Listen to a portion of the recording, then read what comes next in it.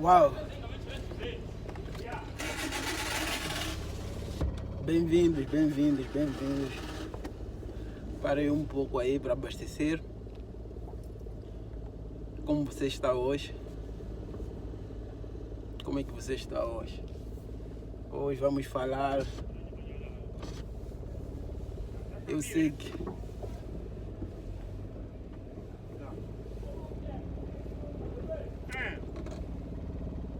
deixa eu sair desse lugar aqui.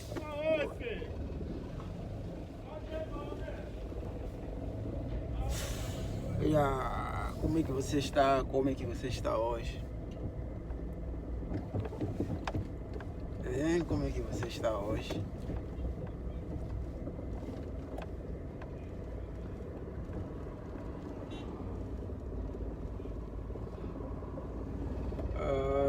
Aqui tudo bem, graças a Deus, tudo bem.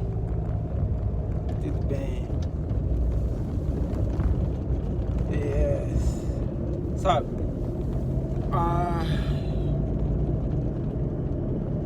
Eu quero pedir a todos que têm o hábito de ver os meus vídeos a deixar seu like, a comentar, a partilhar.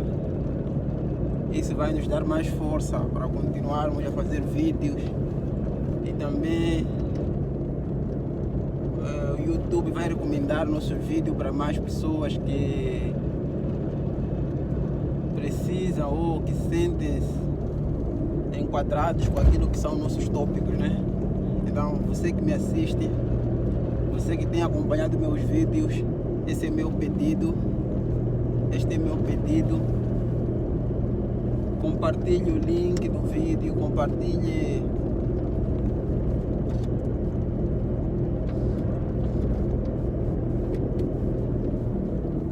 o link, deixa seu like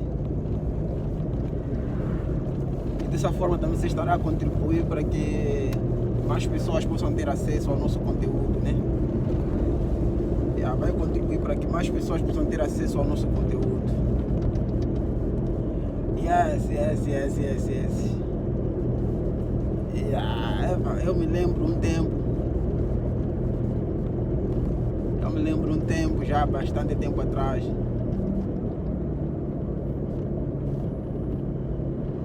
que eu fazia algumas viagens, né? Fazia algumas viagens porque eu trabalhava num distrito e estudava num outro distrito, né? Praticamente vivia em dois distritos diferentes, né? Vivia em duas cidades diferentes. Trabalhava numa cidade e vivia noutra. Trabalhava numa cidade e estudava em outra cidade. Então, nessa fase, eu me lembro que a coisa mais difícil naquele tempo era o transporte.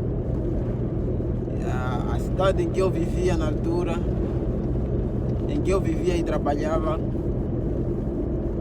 tinha péssimos problemas de transporte, péssimos problemas de via de acesso. E quando falava-se em viajar, naquele tempo era uma dor de cabeça, né? Era uma dor de cabeça porque você sabia que vai ter que bater muita estrada, vai ter que comer muita poeira, vai ter que estar exposto na rua. Mas naquele tempo eu tinha um desejo, né? Tinha um objetivo, que era terminar a minha licenciatura. Terminar a minha licenciatura na altura. E eu priorizei aquela atividade, apesar de que não era fácil eu fazer mais ou menos 1000 quilômetros para ir estudar. Praticamente eu tinha que fazer 1000 quilômetros para ir estudar. E sem deixar de fora essa dificuldade de que cada dia que eu ia para a estrada, que eu sabia que tenho que viajar, eu sabia que seriam dias que eu ia ficar sem comer, porque a comida na rua era tão péssima. E também eu não tinha dinheiro para andar a comer em restaurantes. na altura. E eu sabia também que no dia que eu ia viajar, era dia que eu tinha que me preparar para o meu corpo físico, porque desgastava-me muito o meu ser físico, assim como o meu ser psicológico. E nessa caminhada dos 1000 quilômetros que eu fazia para ir à escola, eu chegava arrasado, chegava bem cansado, abatido. Mas eu tinha aquele foco que eu tenho que terminar esse curso, eu tenho que terminar a minha licenciatura, custe o que custar. Deus é meu Pai, Deus está comigo e Ele está a ver o meu sofrimento, Ele está a ver a minha batalha. Sabe que não estou a roubar de ninguém, estou a tentar fazer a minha história, estou a tentar fazer a minha vida, né? Então essa sempre foi a minha oração, que custe o que custar, eu tenho que conseguir terminar esse curso que comecei, né? Apesar das dificuldades, apesar das dificuldades que eu enfrentava, mas eu fiz esse esforço de que vou fazer de tudo para conseguir terminar. Sabe, num desses dias, quando eu estava a voltar para a cidade em que eu morava, estava a sair da cidade em que eu estudava para a cidade em que eu morava, nessas mesmas dificuldades de transporte, eu peguei um carro na altura, um minibus, e aquele minibus não travava. O minibus não travava. Então, os homens lá sabiam que aquele carro não travava. Então eles iam nos entretendo, iam conversando, iam inventando muitas conversas, só para nos distrair. Porque percebemos todos nós que o carro não travava. E as pessoas ficaram em pânico, ficaram atraumatizadas. Que como vai ser assim, viajar num carro que não trava? Mas graças a Deus a viagem correu bem, até um certo ponto, né? Até uma certa localidade em que tínhamos que trocar de carro. Quando eu chego naquela localidade para trocar de carro, eu me lembro que fiquei muito tempo à espera, porque não havia um carro já passar para eu poder pedir boleia. Então fiquei muito tempo à espera naquela localidade, até que apareceu um carro, né? Apareceu um carro particular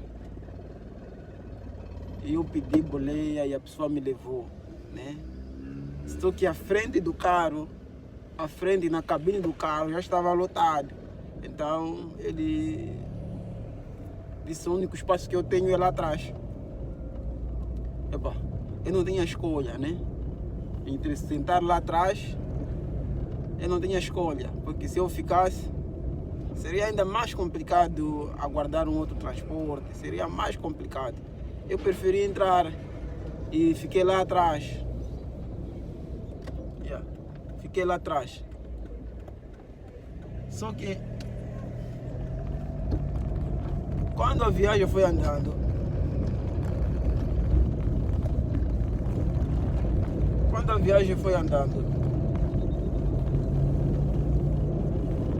o motorista está a andar na sua normalidade. A estrada era esburacada de uma forma que você não imagina. E sempre que ele batia em covas, toda aquela poeira, aquele saltar do carro, tudo se refletia sobre mim, que estava lá atrás. Foi uma viagem, desculpa dizer, muito difícil que eu já tive. Uma viagem difícil, em que eu inalei tanta poeira,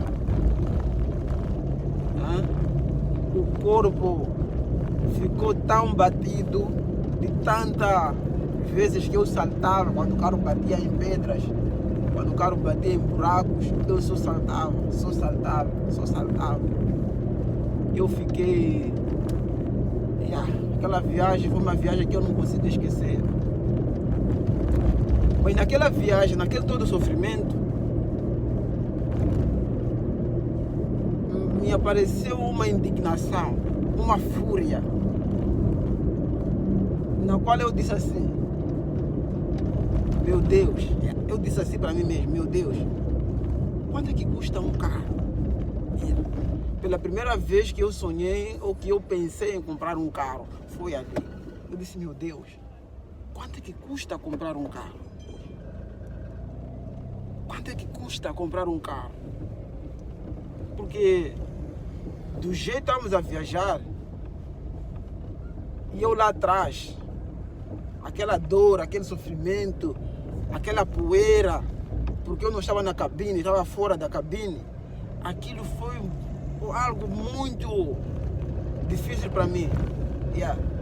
E eu fiz essa pergunta para mim mesmo, meu Deus, quanto é que custa comprar um carro? A primeira vez na minha vida que eu sonhei em comprar um carro foi naquele dia. De tanto eu apanhar poeira, de tanto eu sofrer, de tanto eu bater a cabeça com o para-choque do carro, às vezes saltar. Eu perguntei para mim mesmo, meu Deus, quanto é que custa comprar um carro?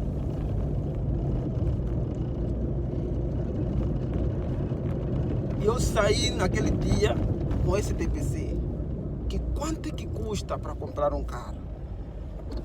Você sabe que as nossas famílias na altura não tinham condições de... Não crescemos em casa, né? Uma casa com carros, né? O transporte máximo que nós já tivemos em casa foi uma moto, né? Então nunca tivemos essa ideia de ter um carro, porque as condições não permitiam, né? As condições que nós tínhamos não permitiam. Mas naquele dia, foi o primeiro dia da minha vida em que eu perguntei para mim mesmo, quanto é que custa comprar um carro? E eu acreditei que eu era capaz de comprar um carro. Eu acreditei que eu era capaz de comprar um carro. Apesar de que os preços não eram tão acessíveis, os preços não eram tão baratos, mas eu acreditei que eu sou capaz de comprar um carro. Como vou fazer para comprar um carro? Porque esse sofrimento é terrível. Esse sofrimento de vai e vem para fazer exame, fazer teste para estudar, é terrível.